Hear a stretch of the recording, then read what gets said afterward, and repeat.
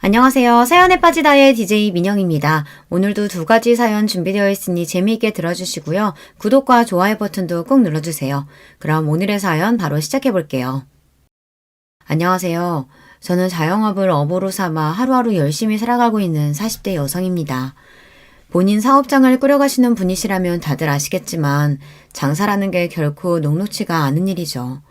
무슨 일이든 밥 벌어먹고 사는 일에 쉬운 일이라는 게 없다지만 하루 매출이 그날그날 눈으로 확연히 드러나는 일인 만큼 쉽사리 휴일을 가지기도 어려운 일이 바로 장사죠. 특히 저는 식당을 운영하고 있거든요. 식당 운영이라는 게 손님들이 오시는 시간을 제외해도 음식을 미리 준비하고 재료를 손질하는 등 사람 손 가는 일이 너무 많아요. 하지만 아무리 바빠도 세상 사는 이야기 나눌 존재가 없다는 허전함을 느끼는 건 또 별개의 일이잖아요. 그런 제 헛헛한 마음을 달래주는 것이 바로 이 채널을 통해 듣는 여러분의 사연입니다. 손은 제게 놀리면서도 귀는 여러분들 진솔한 사는 이야기에 쫑긋 집중하고 있자면 수많은 사연을 안고도 씩씩하게 살아가는 여러분께 저 역시 살아갈 힘을 얻기도 합니다. 지금은 식당 일도 손에 있고 이런 생활을 하는데도 제법 익숙해져서 마음의 안정을 찾았지만 사실 홀로 서기를 하는 과정이 쉽지만은 않았습니다. 여러분들 앞이니 드리는 말씀이지만 제가 처음부터 홀로 이 식당을 운영했던 건 아니었어요. 평생을 함께할 가족이자 인생의 동반자라고 여겼던 이들과 온갖 역경을 헤치고 처음 시작하게 된 게 이 식당이었어요. 하지만 가족들을 위해 제 몸이 부서져라 이랬음에도 가족이라 여겼던 그 사람들에게 저는 그만큼 소중한 존재는 아니었던 모양이에요. 우리가 왜 나가? 우리가 이 식당 이만큼 일궈낸다고 얼마나 고생을 했는데. 그럼 내가 나가는 건 이치에 맞고요. 고생을 해도 내가 더 하고 품을 들여도 내가 더 들였어. 이 뻔뻔하게 짝이 없는 인간들 같으니라고. 나한테도 당신 같은 인간들 더는 내 사람 아니니까 소란 떨지 말고 썩 나가. 가족이었던 저를 기만한 것으로도 모자라 제가 가진 유일한 삶의 터전까지 빼앗으려던 인간들이었어요. 제 거 뺏기는 꼴을 가만히 보고만 있을 사람이 세상 천지에 어디 있겠습니까? 저 역시 마찬가지였습니다. 제 모든 것을 앗아가려 했던 이들에게 그 못지않은 처절한 응징을 해주었죠. 식당 사장이 된 건 결혼을 한 이후 처음 있는 일이었으나 사실 저한테 장사가 처음은 아니었어요. 저희 친정이 그리 넉넉한 편은 아니었습니다. 공장 노동자로 생계를 꾸리시던 아버지께서는 과도한 업무로 몸이 많이 상하셔서 제가 고등학교를 졸업할 무렵에는 일을 나가시는 게 불가능한 상태였습니다. 어머니께서는 오래 앓아오신 지병으로 항상 아프셨고요. 당장 제가 나가서 생업 전선에 뛰어들지 않으면 가족들 내일 먹을 양식도 걱정해야 할 판이었습니다. 그나마 다행인 점이 있었다면 당신들 넉넉지 못한 형편을 고려하신 부모님께서 저 하나 낳고 난 다음 더는 자식을 두지 않으셨다는 점 정도였을까요? 그러니 고작 20살 나이에 시작한 제 첫 사회생활이 결국 녹록할 수 없었겠죠. 일찌감치 실업계 고등학교에 진학해 이를 악물고 열심히 취업 준비를 해서 실업계 고등학교 출신 치고는 제법 건실한 회사에 들어갈 수 있었습니다만 저희 집에 환자만 2사람이었어요. 김병에 효자 없다는 말이 괜히 생긴 말이 아니었습니다. 집안에 아픈 사람 하나만 있어도 평범한 집안 갓에 기우는 게 느껴질 정도라는데 저는 아픈 사람이 2이나 있잖아요. 고졸사원 초봉치고는 적지 않은 연봉을 받았음에도 불구하고 돈은 항상 부족했습니다. 그러다 보니 퇴근 시간 이후로 파트타임으로 아르바이트를 하나 더 했고 주말에도 업장 상황에 따라 하루씩 주말 알바를 했습니다. 감사했었던 건 그래도 제가 처음 취직한 회사 사장님이 마음 씀씀이가 넉넉하신 분이셨다는 겁니다. 저희 집 형편이 넉넉하지 않다는 걸 처음부터 알고 계셨던 사장님은 제게 알바 자리를 주선해 주신 분이기도 하셨어요. 다른 회사에서는 아예 투잡이 금지된 곳도 제법 있다고 알고 있었고 꼭 그렇게 명시하지 않는다 하더라도 자기 회사 일하는데 능률이 떨어질 수도 있으니 다른 일 하는 걸 꺼리는 분들이 많았더라고요. 하지만 사장님께서는 자기 막내딸보다 어린 제가 어떻게든 아픈 부모님 봉양하겠다고 기를 쓰는 모습에 많이 안타까워하셨습니다. 나도 부모님이 오래 앓으시다 가셨거든. 아무리 내 부모라고 해도 아픈 사람 간병이 어디 쉬운 일도 아니고 그게 얼마나 지치는 일인지 내가 잘 알지. 돈은 돈대로 들어가 아픈 사람도 같이 사는 사람도 몸은 몸대로 축나고 이게 온 가족이 다 고생이라고. 우리 막내들은 아직도 철딱서니가 없어서 대학 졸업반이 됐는데도 나한테 용돈 좀 타보겠다고 애교 떠는 판국에 그 애보다도 어린 현주 씨가 가장 노릇하고 있는 걸 보자면 내가 나 어릴 때 고생했던 생각이 참 많이 나. 난 엄마 한 분이 아프셔도 그렇게 힘들었었는데 현주 씨는 둘씩이나. 정말 대견하다, 대견해. 나는 내가 더 먹었어도 현주 씨가 진짜 어른이야. 당시 제가 다니던 회사는 규모는 아직 작았으나 착실히 내실을 쌓고 있던 화장품 회사였습니다. 어린아이도 바를 수 있을 정도로 저자극인 기초 화장품을 주력 상품으로 내걸고 있었기에 예민한 피부를 가진 소비자들에게 입소문이 나고 있었죠. 여자의 몸으로 자신의 사업을 여기까지 키워나간 사장님께서는 직접 발로 뛰면서 다른 직원들과 다름없이 열심히 일하시는 분이셨습니다. 그런 사장님 곁에서 저도 어린 나이에 돈 주고는 살 수 없는 많은 것들을 배울 수 있었어요. 사장님과는 지금까지도 인연을 이어가며 잘 지내고 있습니다. 제가 장사를 처음 시작할 때도 조언을 아끼시지 않으셨던 그분은 여전히 제게 롤모델이십니다. 이렇듯 서로 마음을 주고받는데 사이가 가까워지지 않기도 힘들었죠. 사장님께서는 다른 직원들 몰래 사비로 제게 부모님 맛있는 거 사드리라며 용돈을 찔러주기도 하고 때마다 보신에 좋다며 건강식품을 저희 집으로 보내주시기도 했습니다. 현주 씨, 우리 단독 매장 2호점 오픈할 계획 있다는 건 알고 있지? 그래서 말인데 현재 씨가 그쪽 매장 관리를 도와주면서 그 수당 대신에 운영 지분을 추후에 가져가는 쪽으로 일해보는 거 혹시 어떻게 생각해? 당장 돈이 급하니까 저녁에 따로 일까지 하고 있지만 사실 그게 액수가 그리 크지 않잖아. 당분간은 자리 잡느라 쉽지는 않겠지만 매장 성공만큼은 내가 내 회사를 걸고 자신할 수 있어. 사장님이야 당연히 믿죠. 근데 저한테 그렇게 큰 기회를 주셔도 정말 괜찮으시겠어요? 내가 현주 씨 아니면 또 누굴 믿고 이런 일을 맡기겠어? 이래봬도 내가 사업하는 사람이야. 손해보는 짓은 절대 안 한다고. 사장님 말씀대로 돈 들어갈 구석이 천지이니 가리지 않고 닥치는 대로 일을 하고는 있었으나 정규직으로 근무 중인 직장을 제외하고는 일용직이나 다름없었으니 수입이 좋기가 힘들었어요. 그런데도 휴식 시간은 턱없이 부족하니 20대 꽃 같은 나이에도 제 눈 밑에 다크서클이 가실 날이 없었습니다. 사장님은 그게 안쓰러우셨던 거예요. 매장 관리는 돕는 일이라고 해도 사실상 사장님이 매일같이 매장을 들러 확인을 하셨기에 제가 할 일이 그리 많지는 않았습니다. 아직 회사가 그렇게까지 크지 않으니 당장 월급 올려주는 게 녹록치 않아 고민하신 끝에 사장님께서 내신 계책이었어요. 아무리 좋게 보는 직원이라고 해도 고등학교 졸업한 지 얼마 되지도 않는 풋내기한테 운영 지분까지 운운하기가 어디 쉽습니까? 그렇다고 제가 무슨 매장 출자금을 대는 것도 아닌데요. 추가 수당 대신이라고 말씀하시긴 했지만 그렇다기엔 과했죠. 물론 사업이라는 게 어떤 변수가 생길지 모르니 100% 성공을 보장하긴 힘들겠지만 신중한 성격의 사장님이 자신 없는 매장을 열 리도 없으셨고요. 그러니까 한마디로 순전히 저 좀 도와주시겠다고 하신 제안이었습니다. 스스로도 참으로 염치가 없다고 느껴졌으나 제 코가 석자이다 보니 사장님 제안을 기쁘게 받아들였어요. 그 길로 저녁에 투잡지던 알바도 그만두고 회사에서 근무하는 시간을 제외하고는 모든 시간을 아낌없이 새 매장 자리 잡는 데 쏟아부었습니다. 저같이 부족한 사람 어떻게든 양지해서 살 수 있도록 배려해 주시는 사장님이셨는데 저도 그 매장 꼭 성공시키고 싶었거든요. 그 무렵 제대로 입소문을 타기 시작한 저희 회사 화장품에 대한 관심도 나날이 높아졌고 2호점 역시 금세 호황을 맞이하게 되었습니다. 현주 씨 정말 고생 많았어. 회사 일에 매장 일까지 정신 없었을 텐데 이렇게 잘해주고. 현주 씨가 정말 내 귀인이다. 이건 내가 전에 약속했던 배당금. 통장에 찍힌 금액을 보고 눈이 튀어나올 뻔했습니다. 3억 원이 조금 덜 되는 거액이었어요. 새 매장을 오픈한 지 채 1년도 되지 않아 괄목한 만한 성장을 했다는 거야. 매일 제 두 눈으로 확인했으니 알고 있었어요. 그렇다고 제가 이런 거액을 가져갈 만한 대단한 일을 해냈다고는 생각이 들지 않았습니다. 아무리 돈이야 많을수록 좋다지만 어릴 적부터 포기하는 법을 먼저 배웠던 저로서는 제 분수에 맞지 않는 돈을 욕심낼 수 없었어요. 사장님, 저 이 돈 못 받아요. 저 같은 평사원이 무슨 능력이 있다고 이런 거금을 받아요. 그 매장 운영하면서 내가 누구를 의지했겠어. 판매직거든 왜 매장 운영에 관여하는 게 우리 줄밖에 더 돼? 게다가 그걸 무급으로 일했는데 이 돈 도로나 돌려주면 나 악덕사장 되는 거야. 내가 누누이 말하지만 나 사업가야. 절대 이유 없는 돈 쓰는 사람 아니니까 자기도 자기가 노력한 대가는 당당하게 받아. 태어나 처음 만져보는 액수의 돈이었습니다.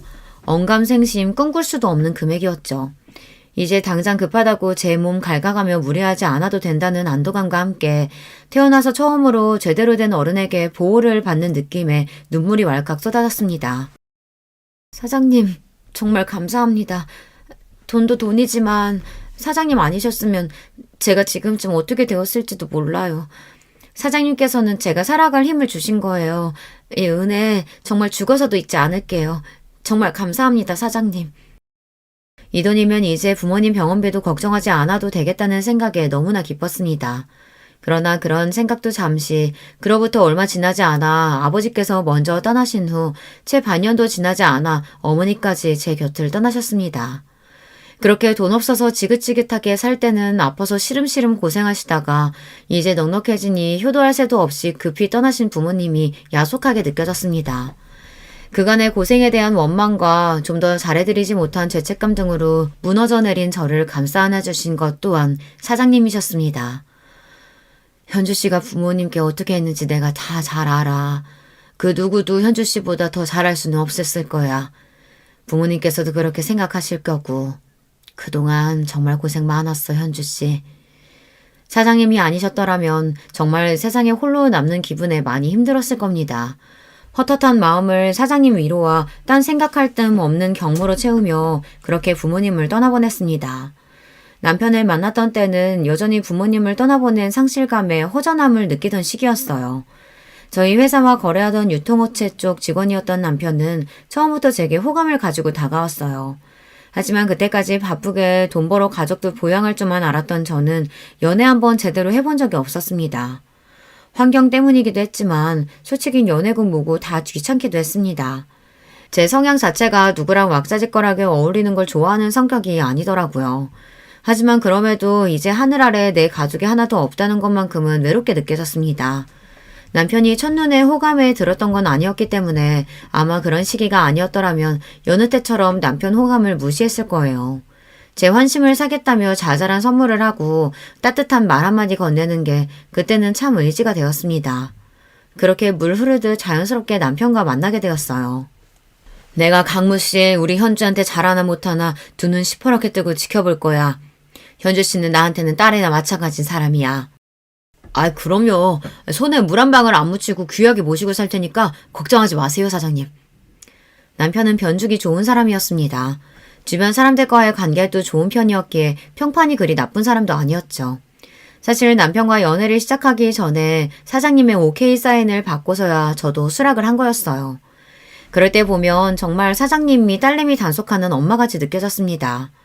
사람도 사람이지만 저한테는 그것보다 더 중요한 문제가 있었어요. 워낙 부모님 투병으로 온 가족이 그 긴 시간 생고생을 했으니 가족 중 중환자가 있는지 경제적으로 문제가 있지는 않은지 하는 부분이 정말 중요했습니다.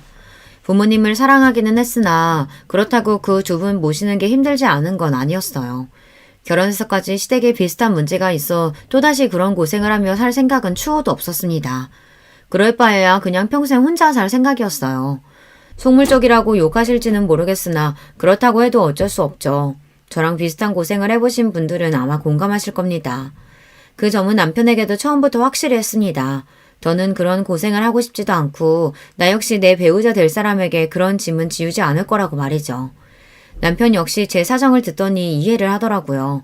결혼이 사랑만으로 되는 건 아니라는 생각에는 처음부터 동의했던 저희 두 사람이었습니다.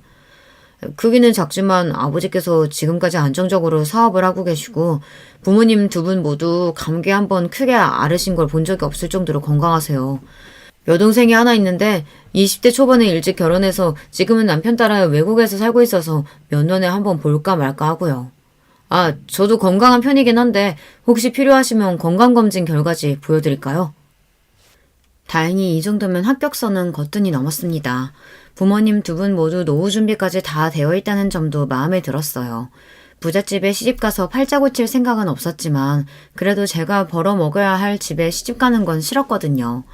남편도 자기 일 잘해서 월급 꼬박꼬박 잘 받고 있으니 이만하면 결혼 상대로 나쁘지 않겠다고 생각했습니다. 양친 모두 안 계신다는 게 좀 마음에 걸리네. 우리 아들 장가가서 장모님 사랑도 좀 받아봤으면 했는데. 엄마는 무슨 그런 소리를. 부모님 일찍 돌아가신 게 현주 씨 잘못이야. 어린 나이에도 정석과 부모님 모신 것만 해도 대견한 사람을.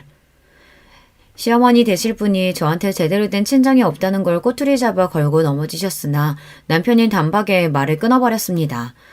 결혼이야 마음 맞는 사람 만나서 하면 좋고 아니어도 별 상관없다고 생각한 저와는 달리 남편은 결혼에 목숨을 걸고 있었습니다. 저한테 트집 잡아봐야 저는 영 가망이 없겠다 싶으면 정리할 생각도 있었으니 손해볼 건 어차피 당신 아들뿐이었어요. 그렇게 며느리 귀 한번 눌러보겠다는 시어머니 시도는 수포로 돌아가고 그 이후로는 별다른 문제 없이 수월하게 결혼에 골인했습니다. 결혼 전에 경제적인 문제에 관해서도 집이나 생활비 같은 건 서로 각출하기로 하고 서로의 수입은 각자 관리하기로 합의를 했기 때문에 집을 합쳤다는 것 외에는 생각보다 많은 부분이 바뀌지는 않았습니다. 결혼 전 제가 목돈을 제법 모아놓았다는 것도 굳이 남편에게 미리 밝히지는 않았어요. 저 역시 남편에게 굳이 캐묻지 않았고요. 결혼 전에 번 돈이야 온전히 본인 재산인 건데 제가 궁금해하거나 탐낼 것도 아니고요. 남편은 그렇게 생각하기보단 아픈 부모 밑에서 오래 고생한 제가 딱히 가진 돈이 있을 거라는 생각 자체를 하지 않은 것 같았습니다. 게다가 제가 차림새가 수수한 편이라 더 그렇기도 했을 거예요. 생활비 내고 각자 돈은 각자 관리하자는 말에 남편이 더 반가워했습니다. 역시 사회생활을 하는 사람이라고는가. 현주 씨가 센스가 있어.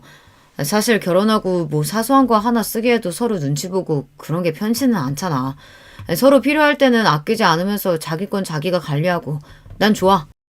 아마 저한테 가진 재산이 꽤 되는 걸 알았는데도 남편이 저리 좋아했을까 생각해보니 저도 참 답 없는 사람을 만났다 싶네요.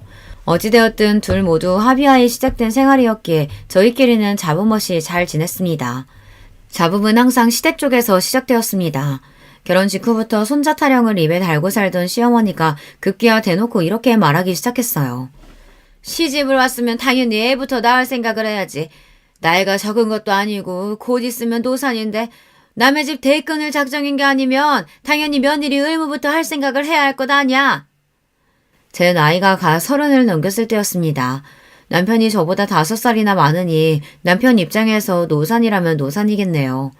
평소 같으면 시어머니가 뭐라고 하든 말든 신경도 쓰지 않지만 아이 문제에서만큼은 남편도 은근슬쩍 제 어머니 편을 들더라고요. 사실 더 늦기 전에 나도 아이 가졌으면 싶기는 하거든. 자기도 아예 자식 생각이 없는 건 아니잖아. 그런 거 같으면 더 기다릴 것도 없이 가지는 것도 좋지. 남편 말대로 제가 아예 아이 생각이 없는 건 아니었기에 저 역시 고민을 하기 시작했습니다. 하지만 회사 문제도 있고 분명 아이가 생기면 지금과는 생활이 달라져도 너무나 달라지겠죠. 아이 가진다고 나 일 쉬면 그동안 내 수입이 없을 텐데 그건 어떻게 하고? 그리고 아이 낳는다고 은근슬쩍 집에 눌러앉을 생각 없어. 최대한 빨리 회사 복직해서 일할 거야. 그럼. 설마 내가 당신 집에 들어앉힐까 봐? 그리고 내 자식 갖겠다고 하는 건데 설마 내가 당신 돈 안 벌어온다고 타박하겠어? 걱정 마.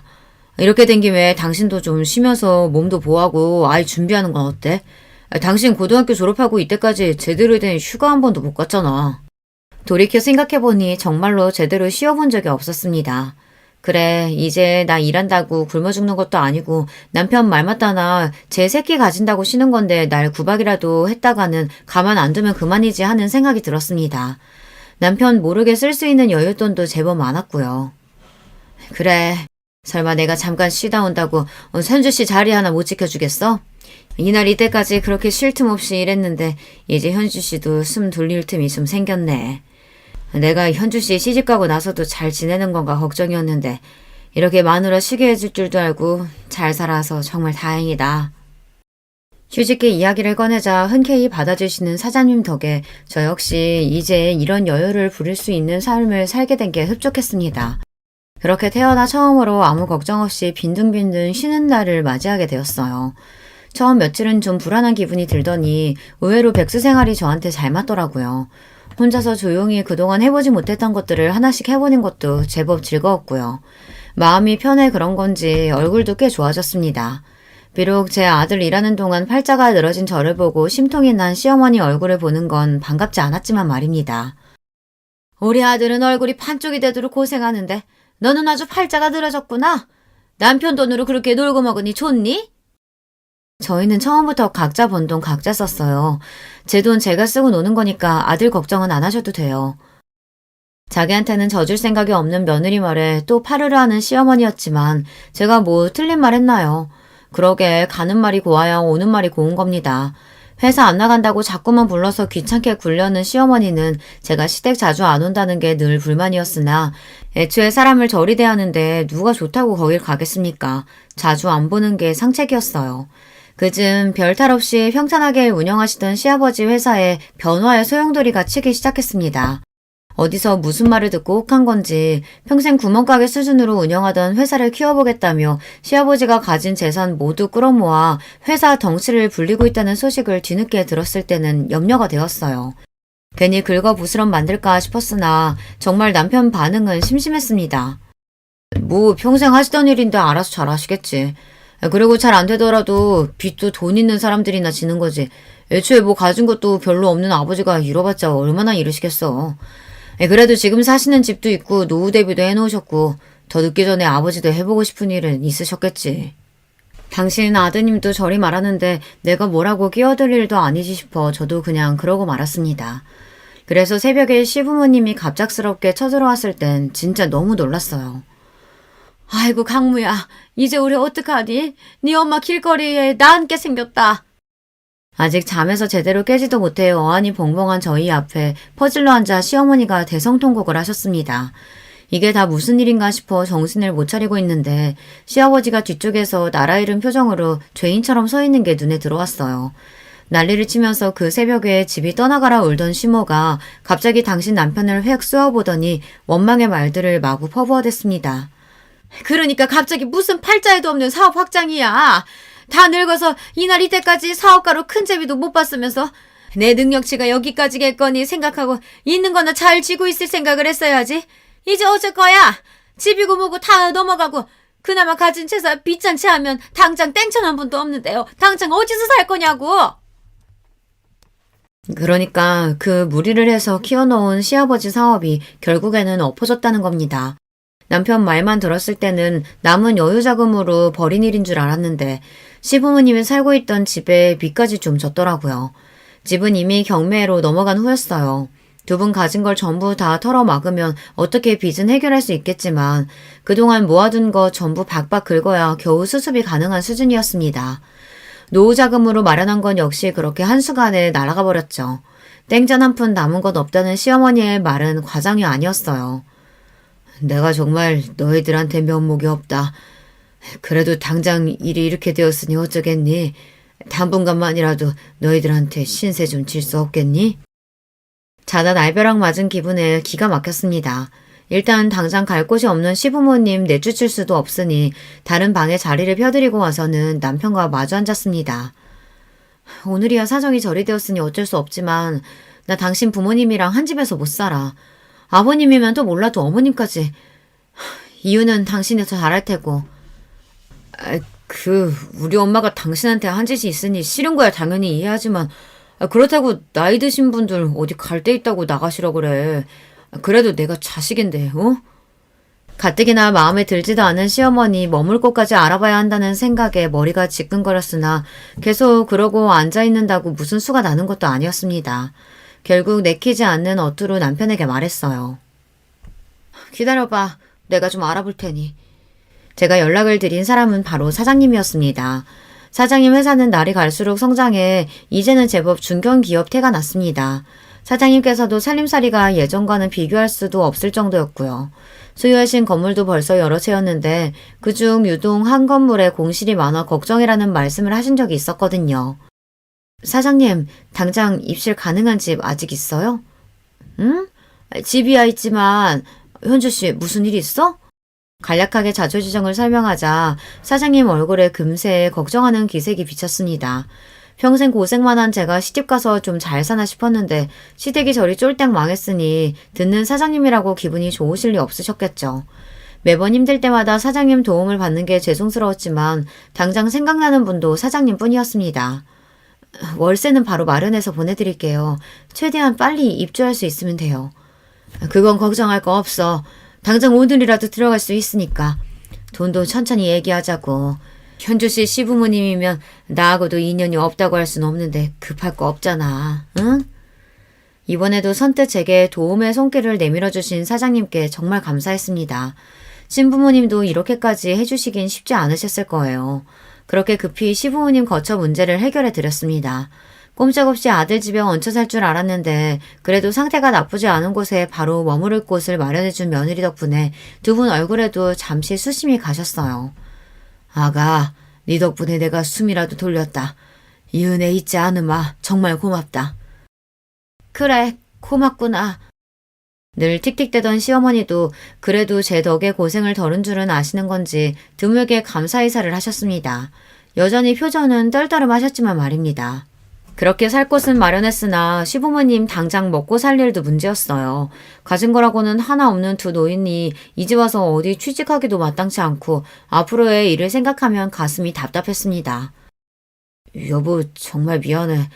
결혼 전에 그렇게 당신이 당부했는데 집 문제도 그렇고 결국 이렇게 당신한테 피해를 끼치게 되네. 내가 정말 당신한테 면목이 없어. 자기 잘못도 아닌 일을 가지고 제 앞에서 죄인이 된 남편을 보자니 아픈 부모님 때문에 항상 돈이 없어 서러운 일을 수도 없이 겪어야 했던 지난날의 제가 떠오르더군요. 그래도 내가 평생을 함께하겠다고 선택한 사람이 저러고 있는 걸 보자니 저도 마음이 안 좋았습니다. 그렇게 여러 날 고심한 끝에 남편과 시부모님을 한데 모아 그간 제가 계획한 바를 차근차근 설명하기 시작했습니다. 사실 제가 결혼 전에 모아둔 돈이 조금 있어요.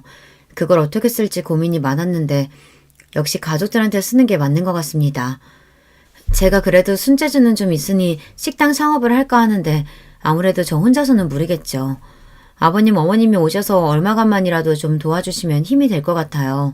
물론 가족이라고 그냥 해달라는 거 아니고 꼬박꼬박 월급 챙겨드릴 거예요. 다른 직원들도 고용할 계획이니 일이 그렇게 힘들지는 않을 거고요. 어떻게 하실 생각 있으세요? 생각지도 못했던 목돈 이야기에 세 사람 눈이 휘둥그레졌습니다. 특히 시어머니는 눈이 튀어나올 것만 같더라고요. 너 그런 돈이 있으면 친장 이야기를 써야지. 왜 지금까지 얘기를 안 하고? 제 돈인데 굳이 이야기할 필요가 없겠죠.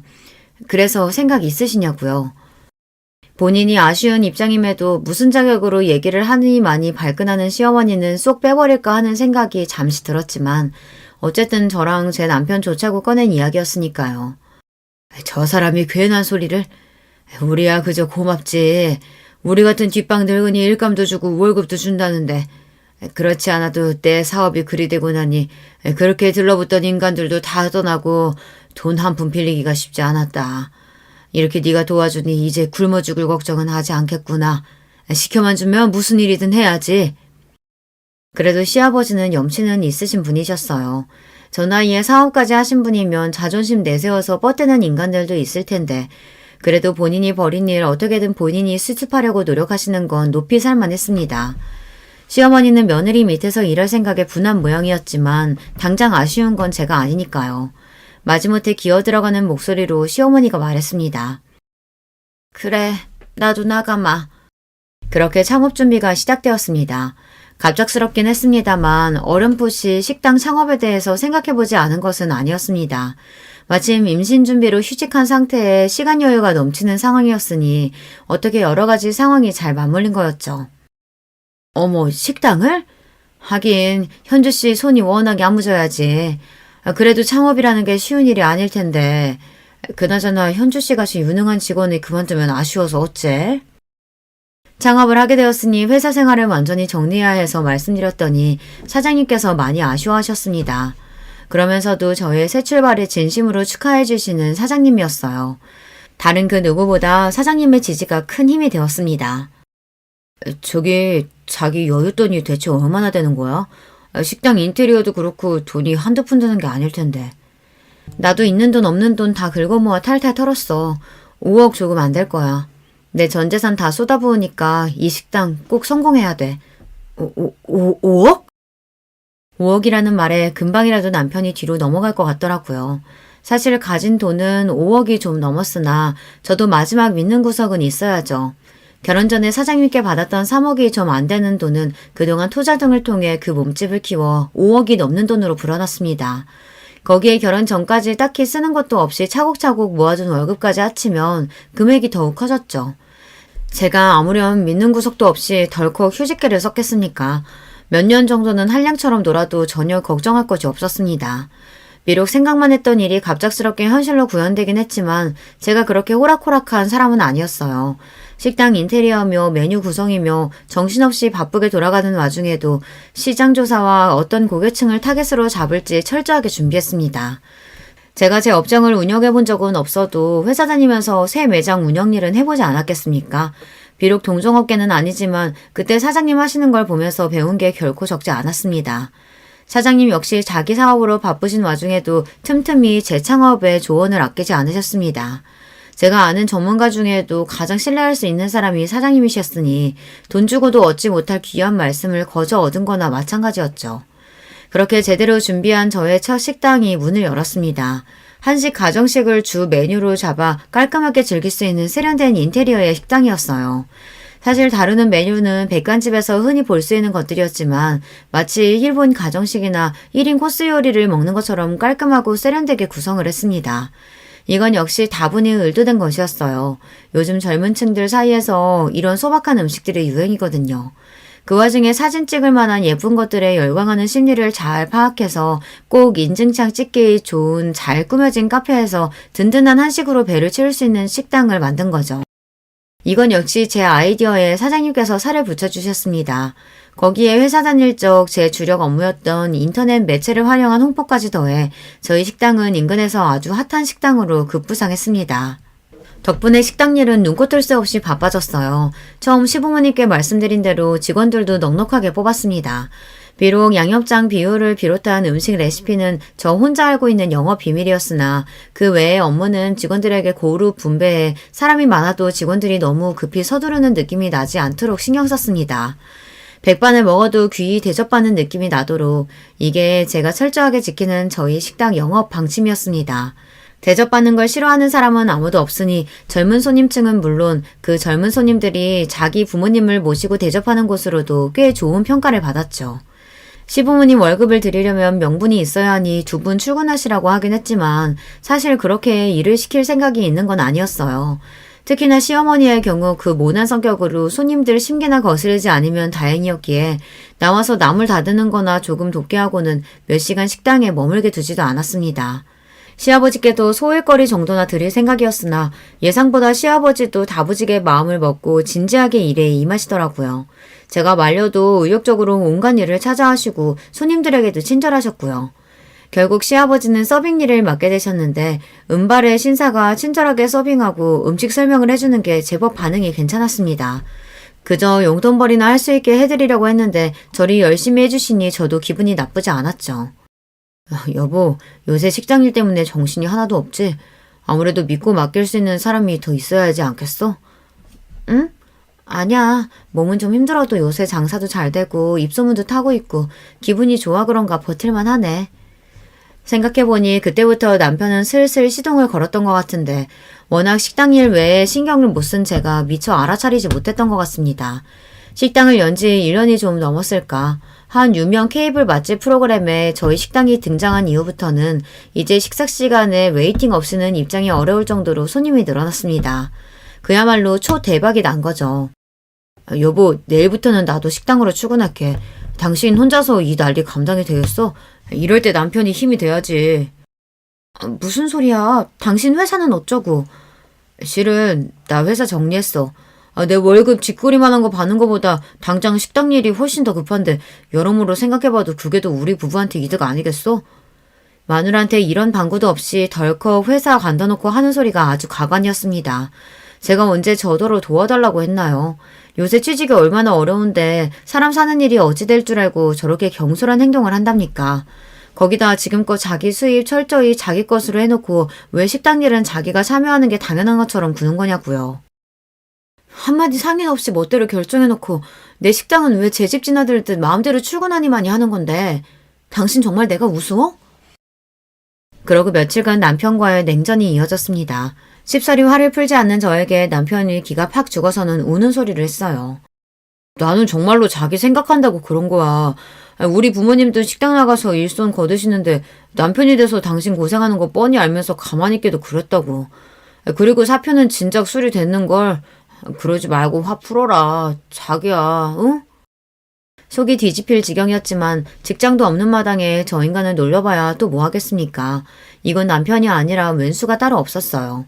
그렇게 울며 겨자 먹기로 남편까지 식당에 출근하게 되니 이제 온 시댁 식구들이 식당에 불터서 먹고 사는 판국이었습니다.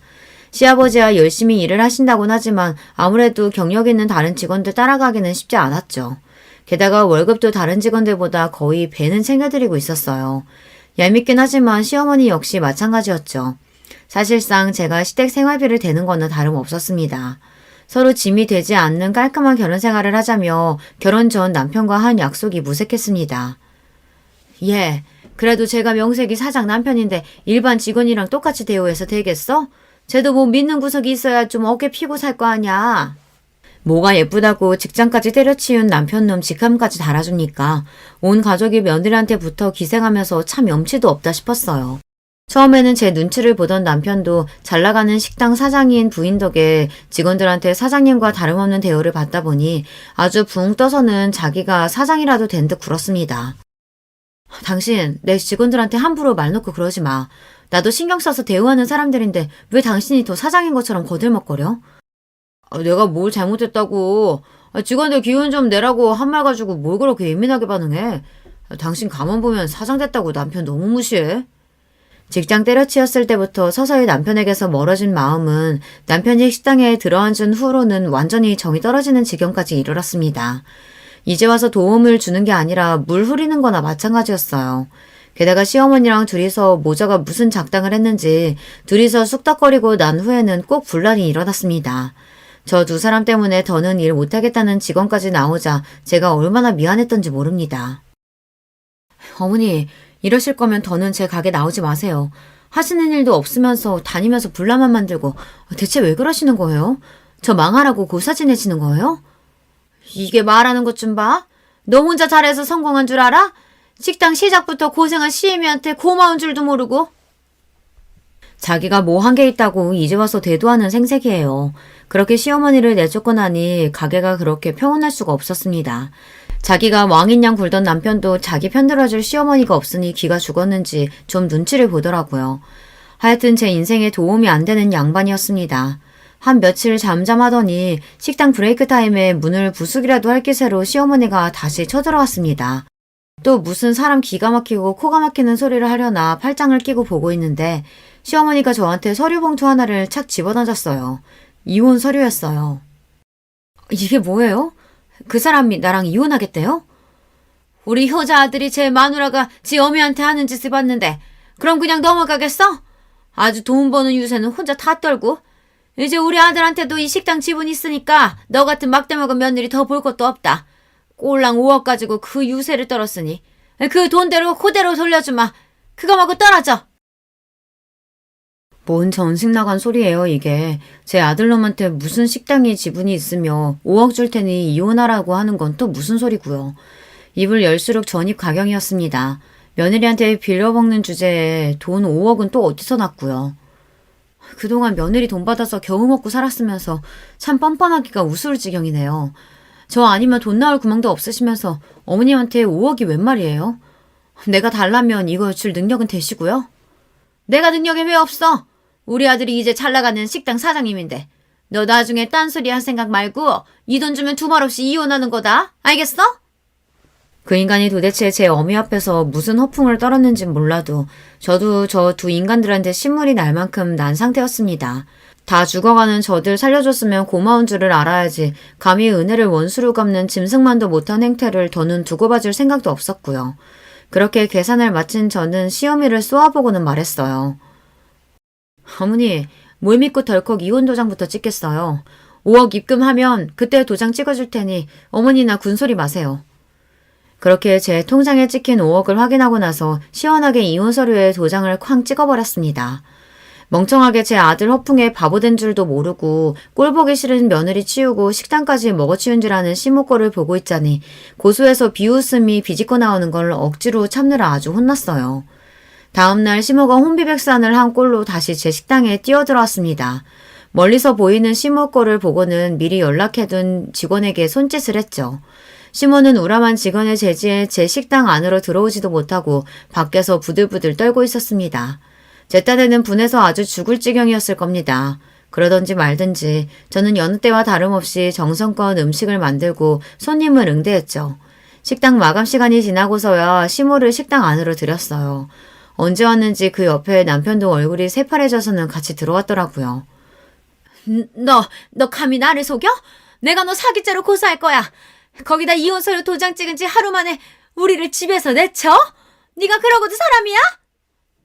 언감생심 며느리 재산에 돈도 골라서 아들 이혼시킨 정신 나간 여자도 있는데 누가 누굴 사람 운운하고 자빠졌어요. 내가 돈 달라고 했어요? 당신이 이혼하라며. 니들 같은 거지 같은 새끼들이랑 엮여서 내가 한 고생이 얼만데 그럼 내가 위자료도 안 받고 이혼해주겠어? 위자료라니? 그거 이 식당 넘기는 돈이잖아. 내가 단 한마디라도 이 식당 넘긴다고 한 적이 있어? 멍청한 것도 정도 것이지. 지금 이 식당 가치가 얼만데 겨우 5억 받고 니들 같은 거머리들한테 내가 이 내 식당을 넘기겠어. 당장 길바닥에 나앉을 인간 집 구해줘. 일가지도 않은 일 조근시키고 그 많은 돈까지 줬는데 감히 은혜도 모르고 주인을 물어? 이 금수만투 못한 거. 나도 니들 같은 거머리 새끼들이랑은 더 보고 살 생각 없으니까 당장 꺼져. 당연히 제 것인 줄 알았던 식당이 신기루처럼 사라지고 돈 5억까지 날렸다는 걸 깨달은 시어머니 낯빛이 질리다 못해 피기가 싹 가셨습니다. 그 옆에서 안절부절 못하고 서있던 남편놈이 제 앞에 무릎을 꿇고 주저앉았어요. 여보, 나 진짜 몰랐어. 내가 미쳤다고 당신이랑 이혼을 해? 나 이혼 절대 못해. 내가 접수한 것도 아닌데 어떻게 이혼을 해? 이놈이야 당연히 나랑 이혼할 생각이라고는 손끝만큼도 없겠지. 쪽쪽 빨아먹을 재산 있는 마누라 미쳤다고 이혼을 하겠어? 근데 어쩌니? 네 어미가 서류를 하도 잘해와서 나는 그냥 도장 찍어준 거밖에 없어. 서류도 네 어미가 보냈잖아. 접수까지 다 된 이혼 서류. 이제 와서 네가 뭘 어쩔 거야? 그동안 네가 주제도 모르고 내 소중한 식당에서 온갖 꼴값 다 떨면서 설치고 다닌 거 내가 모를 줄 알아? 내가 내 청춘 다 갈아서 모은 돈으로 내 노력으로 일군 걸 네 놈이 뭘 했다고 감히 눈독을 들여? 이 버러지 같은 놈. 너 같은 놈 알아서 떨어져 준다니 내가 오늘부터 발 뻗고 자겠다. 네 놈 상대할 시간 없으니까 네 미친 엄마 데리고 당장 내 식당에서 나가. 그렇게 제발 살려달라고 비는 그 두 인간들을 제 눈앞에서 치워버렸습니다. 시어미야 처음부터 마음에 안 드는 인간이었으니 멍청하게 욕심부리다가 자기는 물론이고 자기 남편과 자식 인생까지 말아먹은 게 그저 고소하기만 했습니다. 하지만 남편놈은 그래도 한때는 저와 일평생을 함께하겠다고 마음먹었던 사람이었어요. 돈 앞에 사랑도 부질없었던 거였는지 아니면 애초에 그만큼의 사랑은 아니었던 건지 알 수 없지만 가슴이 휑한 기분이 드는 건 어쩔 수 없었습니다. 이미 서류 접수되었는데 이혼이 장난도 아니고 뒤늦게 남편이 난리쳐봤자 법원에서 받아들일 리 만무했습니다. 애초에 서류 접수가 자기 본가 쪽에서 되었는데 제가 갖다 낸 것도 아니고 뒤늦게 부린 변덕 정도로 치부되었으니 재판부 입장에서는 괘씸죄만 더해졌죠. 그렇게 결국 남편과의 인혼이 확정되었습니다. 지가 지발로 직장 때려치우고 더는 제 식당에서 나댈 일도 없고 저 아니면 믿을 구석도 없으니 직업도 없는 놈이 개털인 상태였죠. 그렇다고 자기 부모들 사정이라고 다를 바 있습니까? 그 고약한 여자가 저한테 이혼 서류를 집어던진 바로 그날 곧장 집을 내어주신 사장님께 연락을 드렸습니다. 제 기가 막힌 소식에 저보다 더 분노하시는 사장님이셨어요. 인간의 은혜를 몰라도 정도 것이지 감히 현주 씨를 그딴 식으로 배신해? 알았어. 당장 내일 그 몹쓸 여자 짐 다 빼버릴 테니까. 내가 현주 씨 가족이니까 보증금도 안 받고 계약서도 안 쓰고 받아준 거지. 미쳤다고 그런 뻔뻔한 인간들을 내 건물에 들이겠어? 걱정하지 마 현주 씨. 다음날 사정 봐줄 것도 없이 집안에 있던 짐을 싹 다 빼서 건물 밖으로 던져버린 사장님이셨어요. 이럴 때 보면 참 화끈하고 거침없는 분이세요. 친정엄마 대신 저 생각해 주신다고 그렇게 더 강경하게 나오신 거였겠죠. 그 다음에야 앞서 얘기했으니 다들 아실 겁니다. 단 하나 마음에 걸리는 게 시아버지셨는데 제가 찾기도 전에 제 아내가 폐악을 부리신 건 알고 도리어 제 앞에서 고개를 숙이셨습니다. 네가 우리한테 어떻게 했는지 뻔히 아는데 아무리 내 자식 내 부인이라지만 어떻게 편을 들겠니? 내가 너한테 미안해서 고개를 못 들겠구나. 이런 못난 인간들 때문에 고생한 거 다 있고 부디 앞으로는 좋은 일만 있었으면 싶구나. 뒤늦게 알고 힘되어주지 못해서 미안하다. 당장 가실 곳도 마땅치 않으실 테니 제가 부로 준비한 돈도 한사코 거절하셨습니다. 비록 말년에 잘못된 선택으로 가진 걸 다 날리기는 하셨으나 그래도 본인 부인이나 아들 같은 인간들에게는 아까운 분이셨어요. 알고 보니 저한테 보낸 5억은 그 시험이라는 여자가 자기 아들이 유명 식당 주인이라며 사기쳐서 지인들한테 뜯어낸 돈이었어요. 모자란 돈 일부는 사채까지 썼다더군요. 그 여자 앞으로 걸린 송사가 한두 개가 아니었습니다. 그 여자가 자기 주제로 갚지도 못할 돈을 뜯어냈으니 결국 실형을 살게 되었다고 하는데 오히려 그 여자한테는 그 편이 나을 겁니다. 출소했다가 사채업자들한테 무슨 짓을 당하게 될 줄 알고요. 그래봤자 이제는 저랑은 상관없는 남의 일이지만 말입니다. 폭풍같이 휘몰아친 여러 가지 일들이 정리되고 나니 지금은 오히려 차분히 제 할 일을 하며 지내고 있어요. 식당도 이제 완전히 안정적인 노선으로 들어섰고 여전히 사장님처럼 저를 진심으로 위해주시는 귀한 인연들과 함께하니 정신건강도 훨씬 좋아졌어요. 지금은 그저 오늘만 갖기를 바라며 하루하루를 살고 있습니다. 듣고 있자면 기가 막힌 제 이혼 이야기는 여기에서 마무리합니다. 긴 이야기 끝까지 함께해주신 여러분 모두 감사드려요. 안녕하세요. 저는 서울에서 아내와 사는 60대 초반의 남자입니다.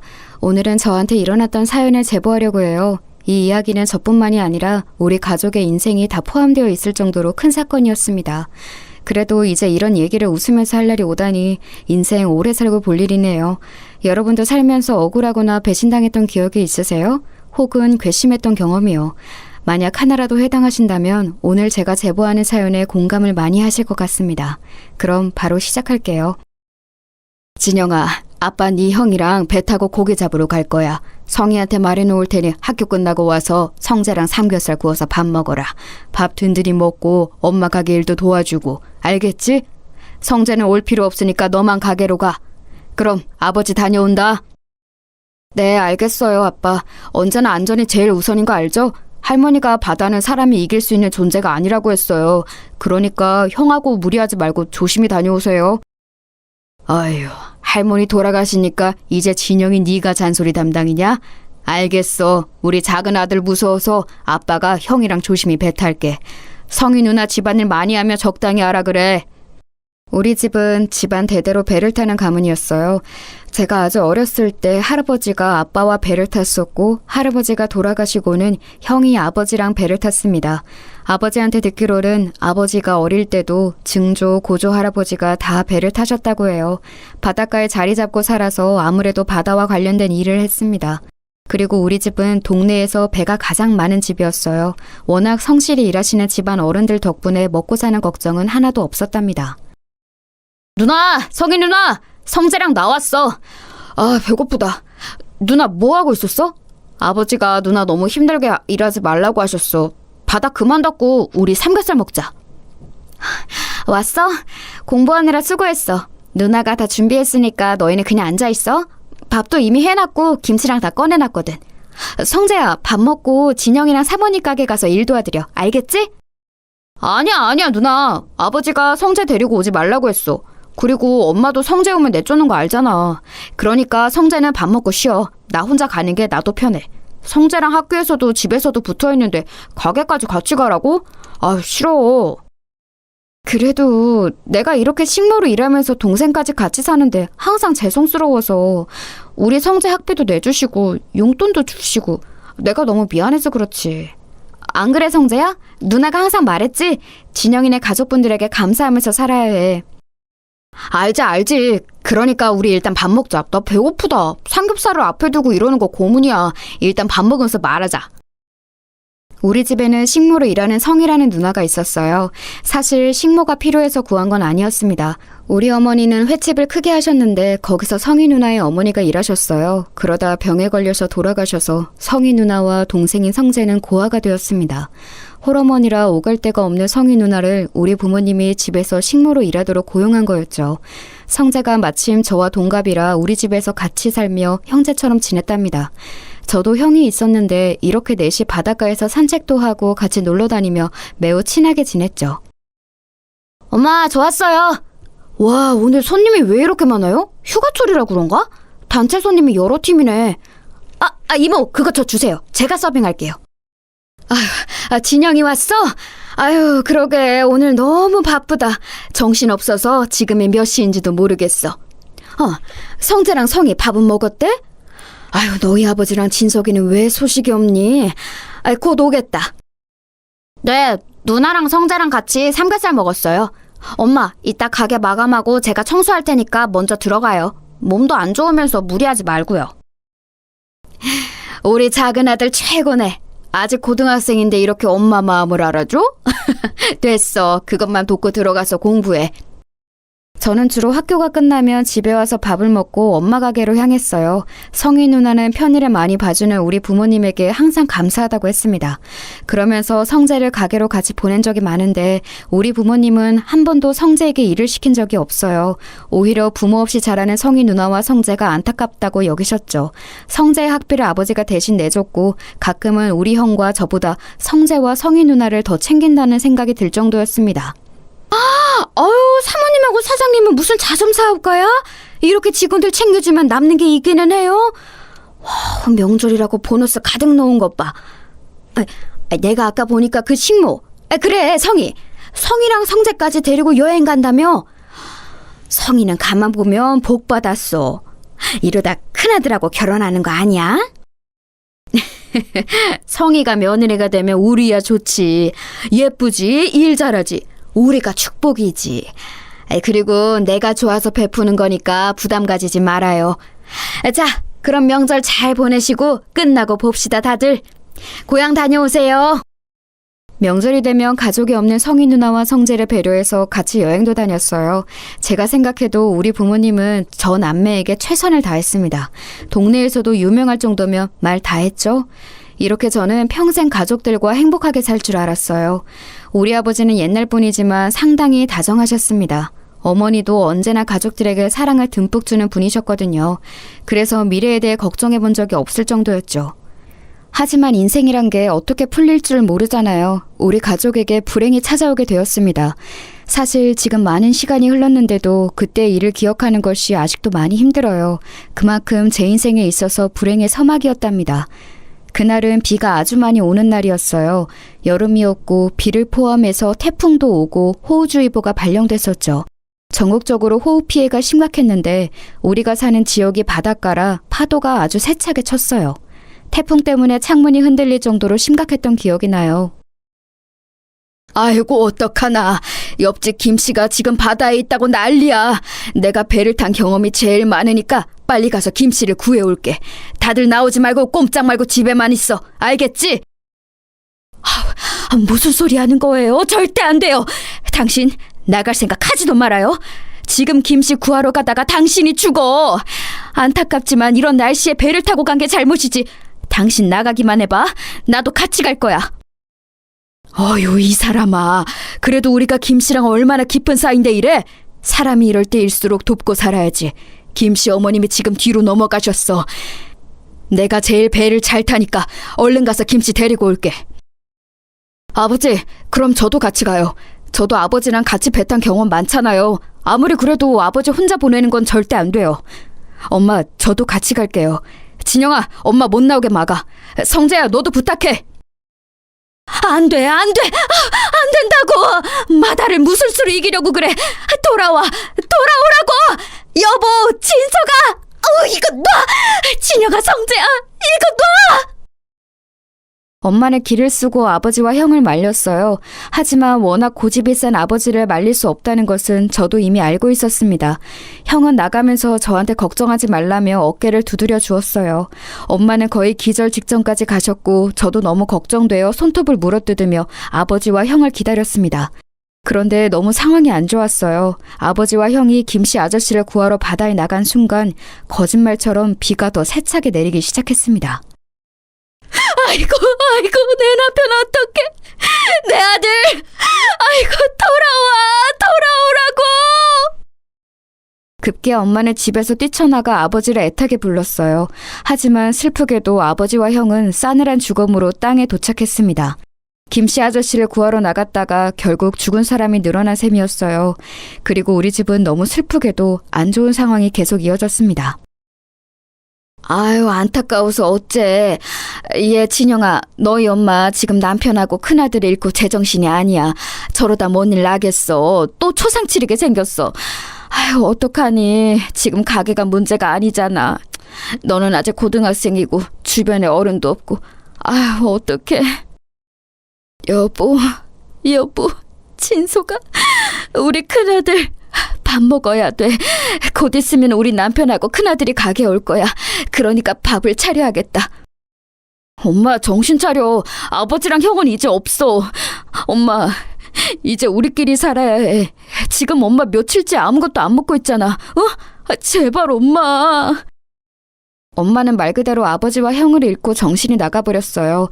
가게에 손님이 와도 아는 척도 하지 않았죠. 예전에는 친절하게 웃는 얼굴로 장사했는데 가게에는 관심이 전혀 없었어요. 결국 횟집은 그렇게 문을 닫고 말았습니다. 사실 바다에 가서 고기를 잡는 아버지와 형이 없으니 당연한 결과였어요. 당장 우리 가족은 생계가 끊기게 되었습니다. 다행히 가게에서 일했던 이모들이 폐업할 때 많이 도와주었어요. 반쯤 정신이 나간 엄마를 옆에서 많이 챙겨주었죠. 문제는 성희 누나와 성재였습니다. 저기 진영아, 내가 이런 말 하는 게 나도 어려운데 지금 3달째 돈을 못 받고 있어. 물론 상황은 너무 안타까운데 내가 돈도 못 받고 이렇게 식모로 일할 수는 없잖아. 물론 재워주는 건 고마운데 돈을 무보수로 이렇게 일하는 건 나도 더는 안 될 것 같거든. 밀린 돈은 언제 줄 거야? 누나, 너무한 거 아니야? 우리 아버지가 갈 곳이 없는 누나랑 성재 집에서 재워준 기간이 5년이 넘어. 막말로 누나가 우리 집에서 일하면서 뭐 얼마나 힘들었는데. 말만 신모지 사실상 한 거 별로 없지 않아? 밥도 주로 가게에서 먹어서 누나가 한 거라곤 청소랑 빨래뿐이잖아. 그것도 우리 엄마가 누나 고생시키는 걸 싫어서 몰래 한 적 많은 거 나도 알아. 어머, 너 무슨 말을 그렇게 하니? 나도 그래서 항상 감사하게 생각했어. 그래도 내가 아예 가만히 있었던 건 아니잖아. 나도 최선을 다했는데 너야말로 그렇게 말하면 내가 뭐가 되니? 됐고, 그럼 3달 월급 빨리 내놔. 만약 안 주면 경찰에 신고할 거야. 뭐? 경찰? 진짜 인간 이래도 되는 거야? 지금 우리 엄마 상태 보고도 몰라? 사람이 밥도 안 먹어서 지금 뼈만 남았어. 생계가 끊겨서 모은 돈으로 겨우 사는 거 안 보여? 누나가 그러고도 사람이야? 이성이 네가 그러고도 사람이냐고! 야, 미친 새끼야. 너 왜 우리 누나한테 소리를 질러? 다 떠나서 일한 값은 당연히 줘야 하는 거 아니냐? 왜 우리 누나한테 화풀이야? 우리 누나가 네 아빠랑 형 죽였어? 뭐? 야, 이성재, 너도 진짜 그러는 거 아니야. 우리 아빠가 네 학비 다 내줬던 건 까맣게 잊었냐? 와, 진짜 어떻게 사람들이 이러냐. 받을 때는 넙죽 받아놓고 이렇게 단물 다 빼먹으니까 본색을 드러내? 기어코 저와 성재는 주먹다툼까지 하게 되었어요. 우리의 싸움을 말리러 온 주민들은 이미 다 사정을 아는 동네 사람들이었죠. 그래서 성희 누나와 성재에게 나서서 뭐라 하기도 했답니다. 하지만 그 둘은 아는 척도 하지 않았어요. 그렇게 성희 누나와 성재는 하루아침에 우리 집을 떠나게 되었습니다. 그때 들었던 감정은 배신감과 허탈함이었어요. 물론 대가를 많이 바라고 우리 아버지가 베풀었던 것은 아니에요. 하지만 그래도 사람이 상도덕이라는 게 있잖아요. 저라면 절대 그렇게 행동하지 않았을 거예요. 집에는 정신이 나간 엄마와 저만 남게 되었습니다. 그런데 더 황당한 일이 일어났어요. 진영아, 세상에 너 그 얘기 들었니? 성희 말이야, 성희. 그 동네 양아치 동석이랑 살림 찹쳤대. 결혼식도 안 올렸는데 혼인신고했다더라. 성재도 같이 살더라고. 그 동석이 걔잖아. 그 너희 가게에서 일하다 횡령으로 쫓겨난 놈. 뭐라고요? 그 동석이 형이랑 성희 누나가 부부라고요? 와, 아주 배신자끼리 잘 만났네요. 무슨 낯짝으로 우리 동네에서 계속 사는 거래요? 부끄럽지도 않나? 그러니까 말이야. 성희 그년이 가만 보면 아주 여우야. 너희 집에서 나오자마자 그렇게 동석이랑 결혼했어. 아니, 그래서 말인데 너 집에 도둑 맞은 거 없나 잘 봐. 금고 같은 거 안 털렸어? 주민의 제보로 저는 성희 누나가 우리 집에서 일하다 쫓겨난 동네 양아치와 결혼했다는 것을 알게 되었습니다. 그런데 아줌마가 마지막에 건넨 말에 저는 정신이 퍼뜩 들었어요. 그래서 바로 집으로 가서 금고를 확인했더니 글쎄 무슨 일이 있었는지 아세요? 우리 아버지는 금을 모아 금고에 넣어두고는 했었거든요. 그걸 우리 가족과 성희 누나 그리고 성재는 다 알고 있었습니다. 금고를 열었더니 금이 정말 하나도 없었어요. 그걸 보고 저는 바로 성희 누나를 찾아갔습니다. 이 도둑들아, 우리 집 금 내놔. 내가 금 훔쳐간 거 모를 줄 알아? 이 배신자들아, 너희가 그러고도 사람이냐? 문 열어, 열어! 아, 진짜 시끄럽네. 야, 너 뭐야? 우리가 왜 너희 집 금을 훔쳐가? 증거 있어? 있냐고! 확시 안 꺼져?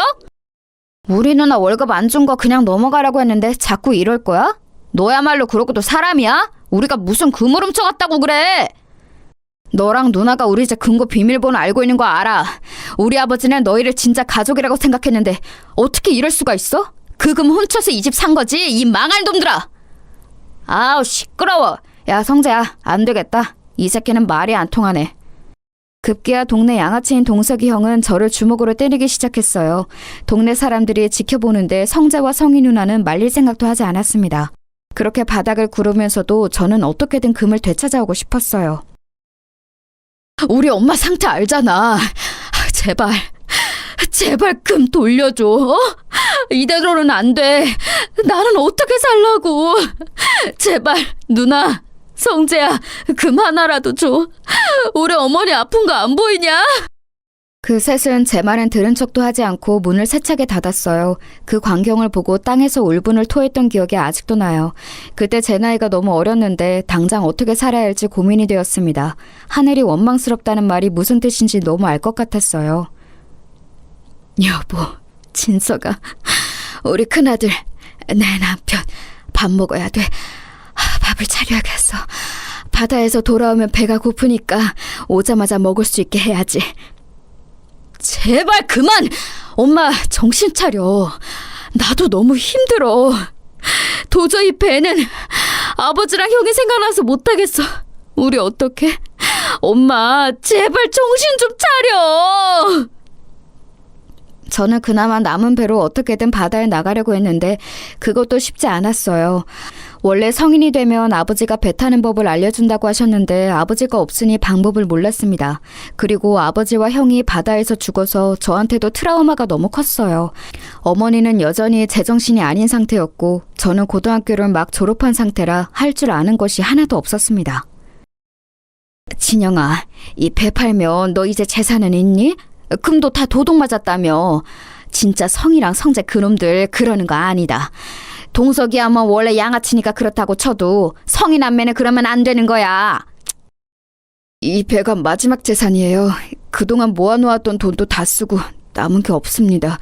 우리 가족이 대대손손 목숨처럼 귀하게 여긴 배라 아까운데 제가 트라우마 때문에 바다로 나갈 수가 없어요.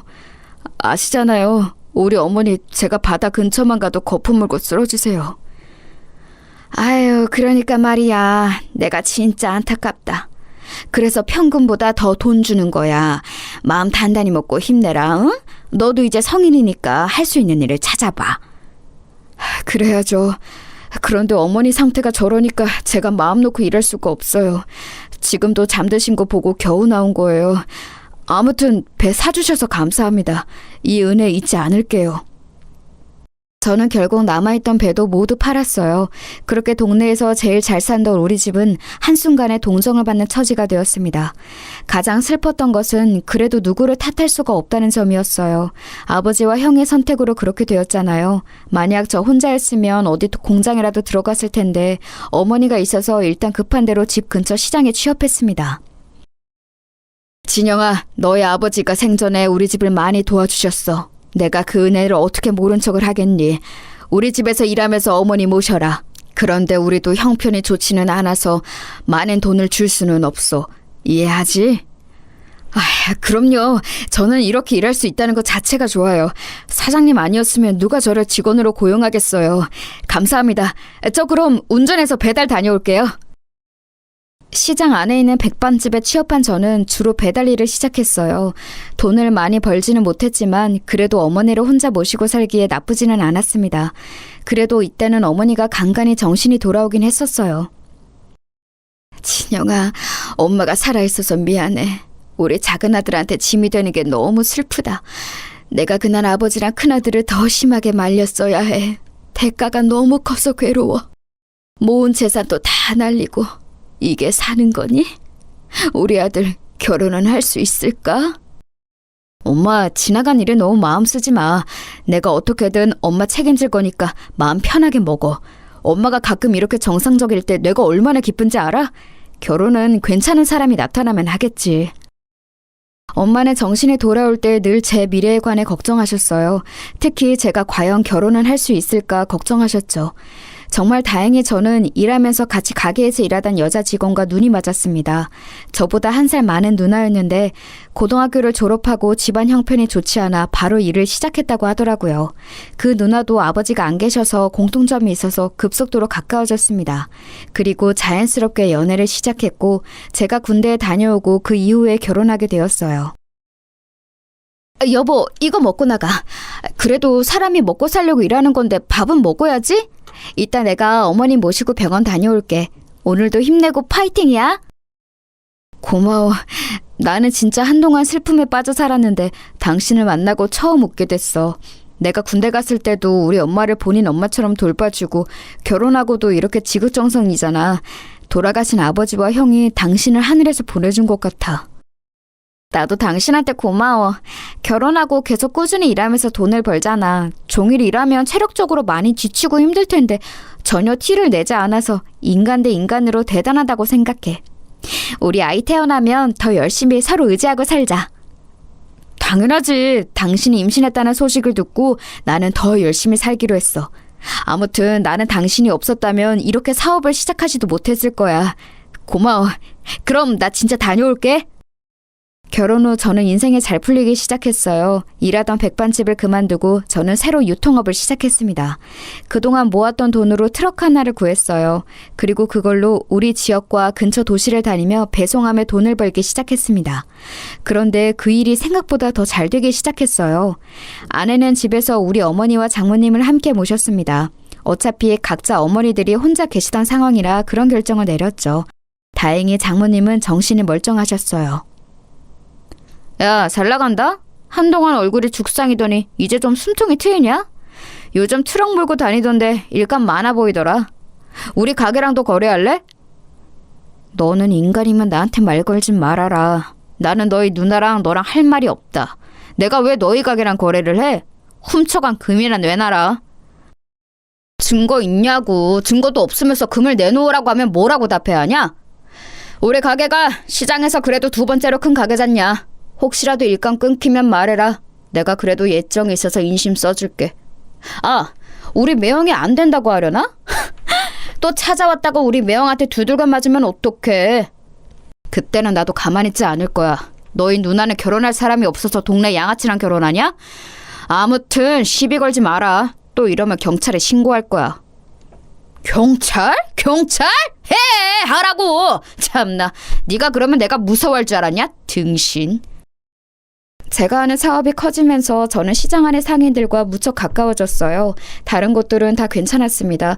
특히 아버지와 안면이 있던 분들은 오히려 저랑 더 거래하려고 난리였죠. 문제는 성재와 성희 누나의 가게였어요. 성희 누나는 결혼하고 바로 시장에 생선을 파는 가게를 열었습니다. 동석이 형과 성재와 같이 일하는 가게였는데 규모가 꽤 컸어요. 쟤네 돈 없어서 너희 집에서 얹혀 산 거 누가 모르냐고. 그거 딱 봐도 너희 집 금 훔쳐서 열은 거잖아. 저렇게 살면 안 돼. 하늘이 다 보고 있다고. 그냥 이제는 저도 무시하고 있어요. 아니라고 잡아떼는 것 보면 인간이 어떻게 저럴까 궁금하기도 하더라고요. 저 대신 화내주셔서 감사해요. 삼촌, 그럼 저 배달 다녀올게요. 그래도 동네 토박이라 제 편을 들어주는 분들이 많아 다행이었습니다. 그리고 저는 쉬는 날도 없이 일했어요. 제가 책임져야 하는 가족이 많았으니 당연한 선택이었습니다. 장모님과 우리 어머니 그리고 아내와 곧 태어날 아이까지 전부 다 제 책임이었거든요. 다행히 이렇게 열심히 사는 모습을 보고 사장님들도 일감을 더 주려고 하셨어요. 사업의 규모가 확장되는 시기에 아내는 출산을 하게 되었습니다. 한서방, 가서 잠을 좀 자. 이따 새벽에 또 배송 가야 한다고 하지 않았어? 아이들은 내가 돌볼 테니 가서 눈이라도 붙여. 아우, 이 사람아, 그러다 쓰러져. 아이들이 예쁜 것은 알겠는데 그래도 본인 몸을 잘 돌봐야 해. 장모님 깨셨어요? 저도 좋아서 이러는 거예요. 우리 아이들 너무 예쁘지 않아요? 아내가 힘들까봐 깨는 게 싫어서 몰래 나와 있었어요. 쌍둥이 얼굴을 보고 있으면 하나도 힘들지 않아요. 피로가 아예 느껴지지 않아서 저도 신기해요. 자네 덕분에 우리 딸도 나도 사돈댁도 잘 살잖아. 그래도 누가 뭐래도 건강이 제일 우선이야. 알지? 몸 챙겨가면서 일해. 내가 오늘 시장 가서 재료 사서 닭백숙을 해놓을 테니 와서 먹어. 와, 장모님 감사해요. 힘드실 텐데 매번 우리 엄마랑 말동무도 해주시고 제가 오히려 복 받았다고 생각해요. 무려 아내는 쌍둥이를 낳았어요. 쌍둥이라 제 어깨 위에 짐은 2배였지만 행복도 2배였어요. 아무리 잠을 못 자고 일하고 밥을 못 먹으며 일해도 쌍둥이들만 생각하면 행복했습니다. 열심히 일한 덕분에 날이 갈수록 바빠졌는데 그것조차 뿌듯했어요. 하지만 하늘도 참 무심하더라고요. 이렇게 잘 나가던 저는 한순간에 또 바닥을 치게 되었어요. 사장님, 나도 힘들어. 우리도 죽겠다고. 나도 배송할 게 있으면 당연히 한 사장한테 주지. 지금 경기가 안 좋아도 너무 안 좋잖아. IMF 터진 거 봤지? 우리만 이런 게 아니야. 어떡하죠? 저 이번 달에 일감이 하나도 없어요. 다들 가게를 닫고 있더라고요.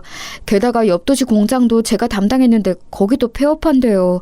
이러다 직원들 월급도 못 주게 생겼어요.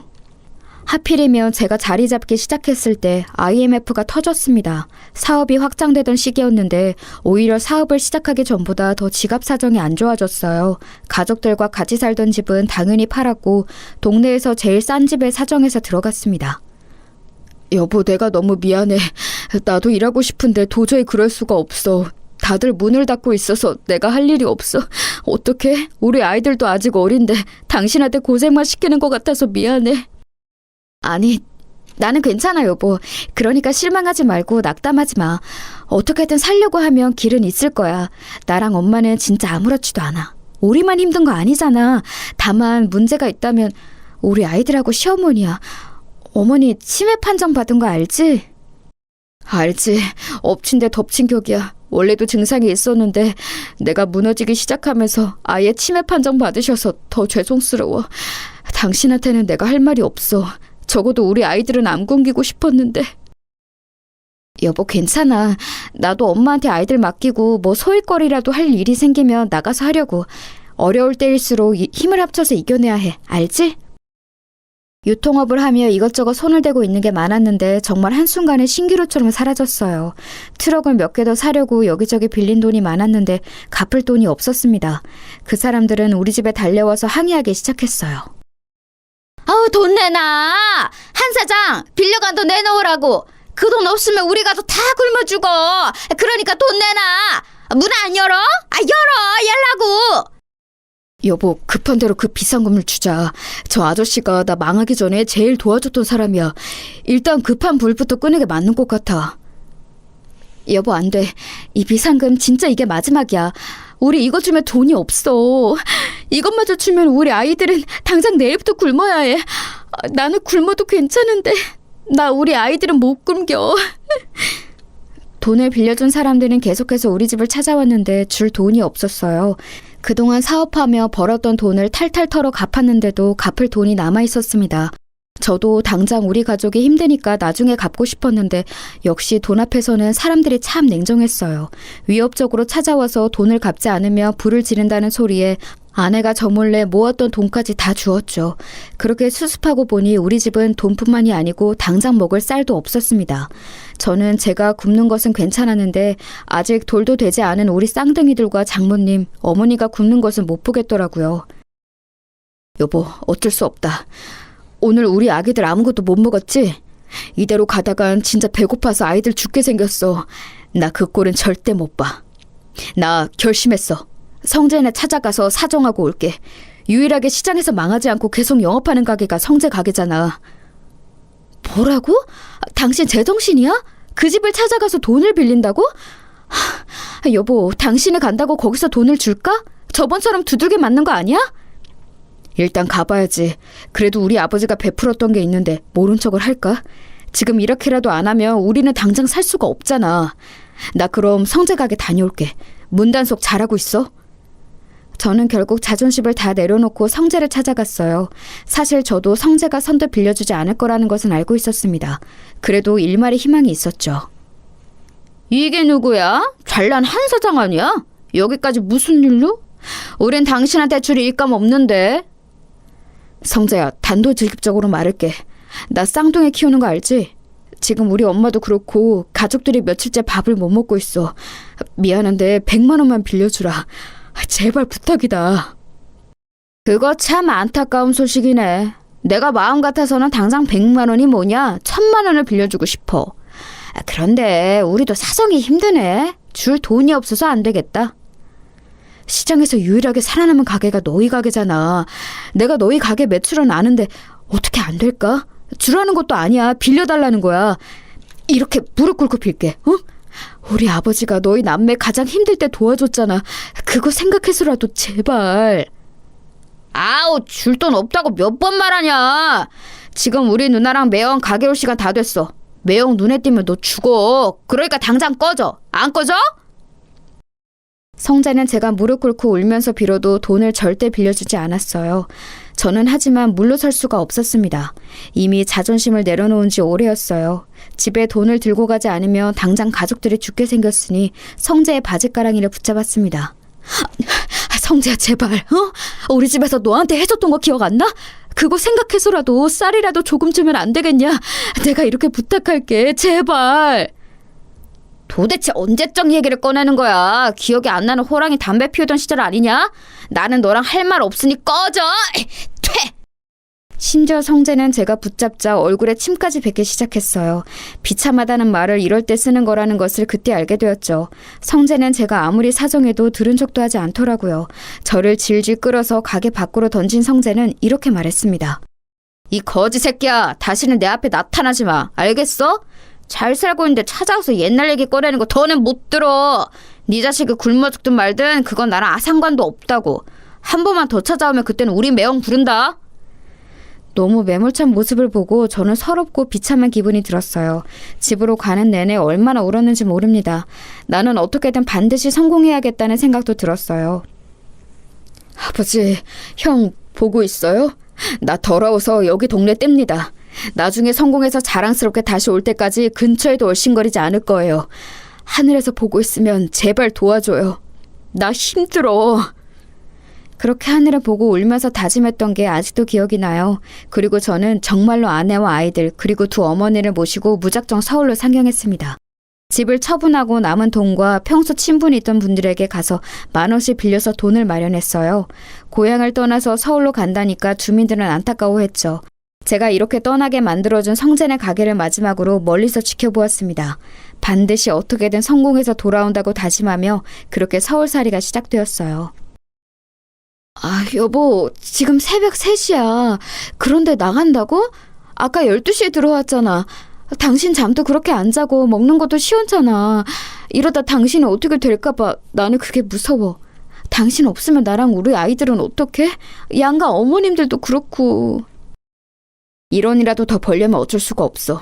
잠을 자고 밥을 먹는 시간조차 너무 아까워. 애들도 자라면서 먹는 양 자체가 달라졌잖아. 아무튼 여보, 늦었다. 그럼 나 이제 일하고 올게. 항상 고맙고 미안해.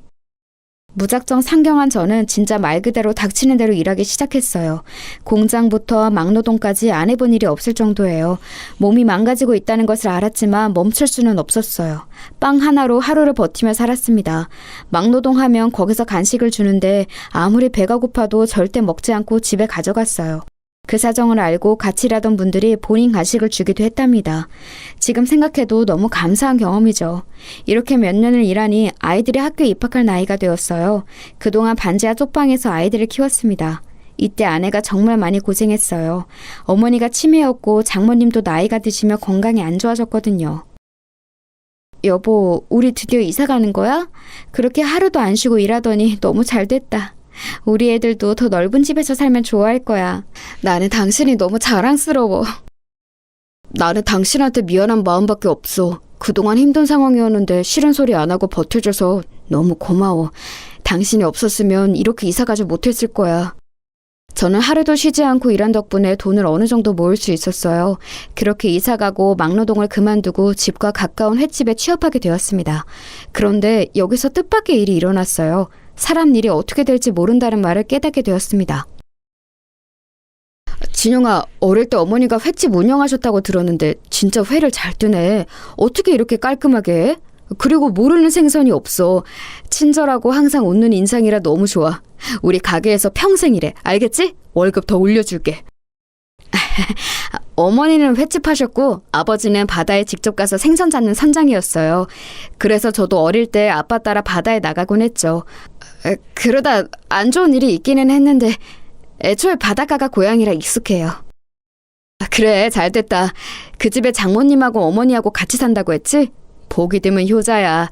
우리 가게로 모셔와. 내가 진영이네 가족들은 돈 안 받고 먹고 싶은 거 다 줄게. 저는 새로 구한 일이 매우 마음에 들었어요. 사장님이 털털하시고 좋은 분이셨거든요. 제 사정을 알고 실제로 편의도 많이 봐주셨습니다. 어머니와 장모님을 모시고 가면 정말로 돈을 받지 않으셨죠. 그렇게 몇 년을 일하니 사장님과 저는 친형제처럼 친해졌어요. 뭐? 그런 일이 있었어? 와, 진짜 그런 놈들은 나중에 천벌 받을 거야. 사람이 그렇게 살면 안 되는 거야. 한 번 사는 인생인데 본인하고 가족들에게 당당해야지. 우원. 진영이 그동안 너무 고생 많았다. 이제 앞으로는 잘 살기 바래. 힘든 거 있으면 언제든지 얘기하고. 사장님과 가까워진 저는 서울로 올라오고 처음으로 타인에게 의지하게 되었습니다. 정이 워낙 많은 사장님은 심지어 우리 쌍둥이들도 많이 예뻐하셨어요. 사모님도 굉장히 좋은 분이라 같이 여행을 갈 정도면 어느 정도인지 아시겠죠? 처음에는 사실 오래 일할 거라 전혀 생각하지 않았는데 어느새 그 가게에서 10년을 일하게 되었습니다. 이제는 가족 같은 사이가 되었던 거죠. 그런데 그러던 어느 날 사장님이 저를 불러 앉혀놓고 진지하게 말하셨습니다. 진영아, 나는 이제 아내랑 서울 생활을 청산하고 고향으로 가려고 해. 그동안 너무 고마웠다. 아내랑도 얘기했는데 만약 네가 없었으면 우리가 이렇게 가게를 잘 운영하지 못했을 거야. 너한테 너무 고마워. 에이, 제가 뭘 했다고요. 사장님 덕분에 저랑 우리 가족은 덕분에 행복했어요. 고향에 가시면 담배 그만 피우시고 몸 건강 챙기세요. 저도 시간 나면 가족들 데리고 놀러 가도 되는 거죠? 진영이 너는 연락 안 하고 무작정 와도 언제나 환영이지. 그나저나 진영아, 내가 이렇게 너한테 얘기하는 이유가 있어. 아내랑 이미 얘기 끝나서 하는 말이야. 나는 이 가게를 너처럼 무작정 서울로 올라와서 열었어. 그건 너도 알지? 그래서 애착이 매우 커. 이 소중한 가게를 닫고 내려가는 것은 아내도 나도 원하지 않아.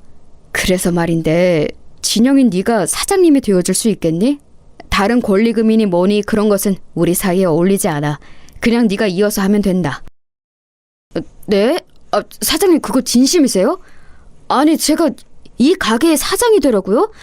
이렇게 큰 가게를 저한테 주신다고요? 아무 대가 없이요? 사장님 장난치지 마세요. 저 그럼 진짜 혹해요. 에이, 이 사람아 무슨 장난이야? 내가 이런 걸로 장난치는 거 봤어? 우리 아들은 미국으로 가 있어서 물려줄 사람이 없어. 그리고 진심으로 네가 없었으면 우리 가게가 이렇게 매출이 나왔겠니? 자, 그럼 이제 이 가게의 주인은 너야. 한 사장, 우리 가게를 부탁한다. 사장님은 서울 생활을 정리하고 사모님과 고향으로 내려가시게 되었어요. 그러면서 저한테 무려 그 큰 가게를 물려준다고 말씀하셨습니다. 저는 그 말을 듣고 너무 놀랐어요. 왜냐하면 사실 식당은 규모가 매우 컸거든요.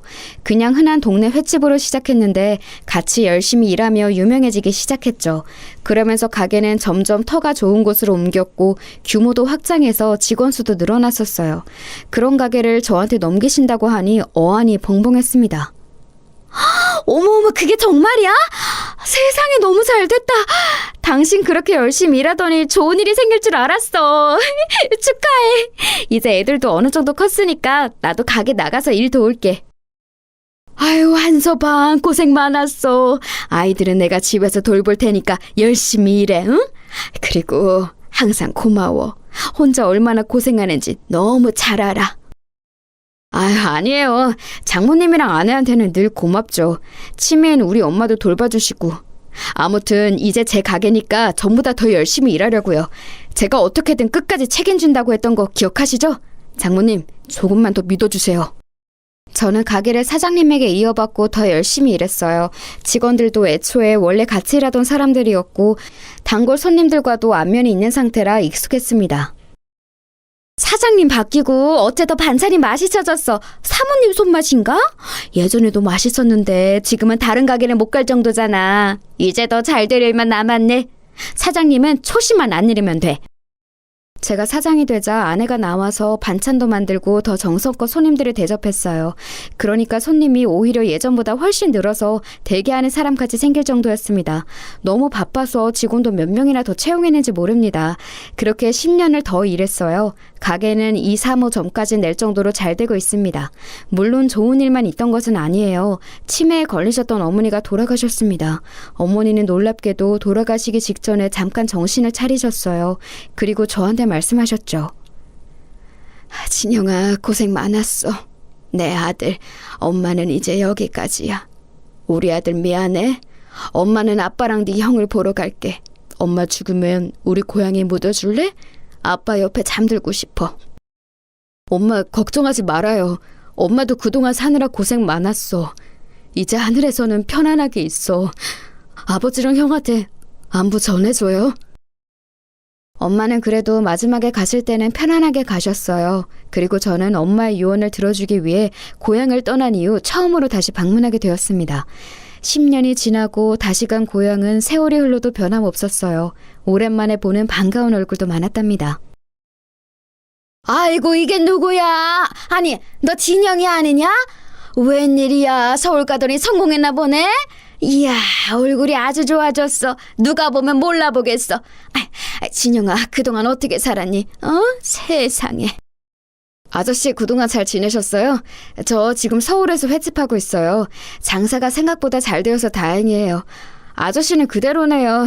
저 서울 갈 때 빌려주신 돈 갚으려고요. 너무 늦게 와서 죄송해요.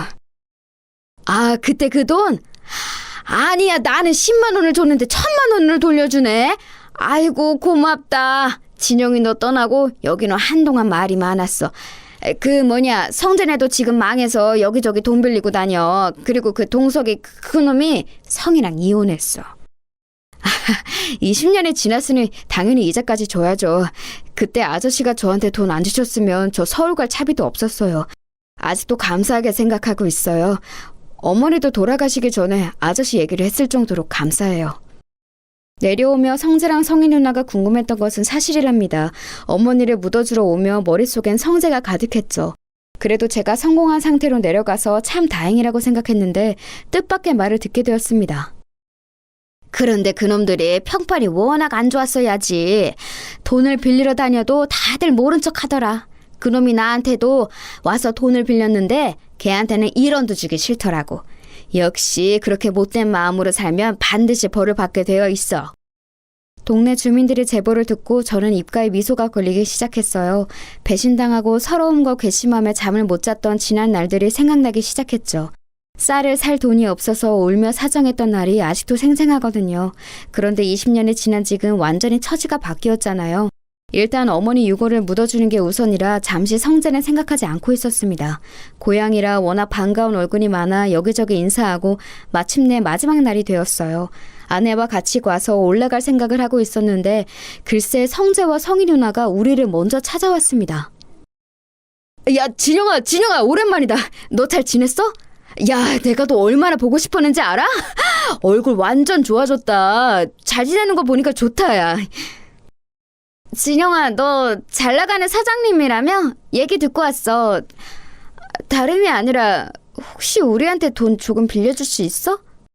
예정을 생각해서라도 어떻게 안 될까? 누나는 양심도 없다. 20년 만에 봤는데 대뜸 돈을 달라고? 진짜 이 사람들은 변하지를 않네? 내가 그렇게 돈 빌려달라고 무릎 꿇고 빌 때는 침까지 뱉었으면서 뭐? 됐어. 당신들한테는 쌀 한 톨도 주기 싫어. 그때는 내가 미안했다. 너무 어렸었어. 용서해주면 안 될까? 너도 들어서 알 텐데 우리 누나 이혼하고 가게도 망해서 지금 너무 사는 게 힘들어. 진영아, 나도 무릎 꿇고 빌게, 어? 당신들 제정신이야? 우리 남편 집에서 훔쳐간 금이나 내놔, 이 도둑놈들아. 우리 남편이 돈 빌려달라고 할 때 매몰차게 무시했으면서 뭐? 당장 안 꺼져? 성재랑 성희 누나는 저를 보고 돈을 빌려달라는 말을 하더라고요. 오랜만에 본 그들은 딱 봐도 행색이 매우 초라했어요. 그렇게 나 무시하고 우리 집 망하는 거 모른 척을 하더니 지금 꼴 좋다. 인생이라는 게 원래 길게 보는 거야. 그때 100만 원만 빌려줬으면 내가 당신들을 매몰차게 대하겠어? 원래 다 뿌린 대로 돌려받는 거라고. 당장 꺼져!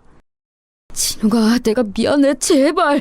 우리 당장 먹고 살 돈이 없어서 그래. 어떻게 안 될까? 그래도 어릴 때 같이 살았잖아. 시끄러워. 저기요, 나가세요. 철면피도 이런 철면피가 없지. 참나 기가 막혀. 여보, 차 타. 올라가자. 아내까지 나서서 매몰차게 대하는데 성재랑 성희 누나는 끝까지 제 바짓가랑이를 붙잡고 놔주지 않았습니다. 심지어 차를 타고 가는데 앞을 가로막았어요. 그래서 경찰까지 부르고 나서야 탈출할 수 있었습니다. 얼마나 통쾌했는지 몰라요. 살다 보니 이런 날도 오네요. 역시 인생이라는 것은 한치 앞도 모른다는 게 맞는 말 같아요. 여기까지가 제가 준비한 사연입니다. 여러분 어떻게 들으셨어요? 저는 이 일이 있고 가만히 있어도 입가에 미소가 걸리곤 해요. 평생에 걸친 복수를 한 기분이랍니다. 이제 저는 다른 것은 전혀 신경 쓰지 않고 고생을 많이 한 우리 아내와 장모님과 평생 행복하게 사려고 해요. 제 사연 들어주셔서 감사합니다.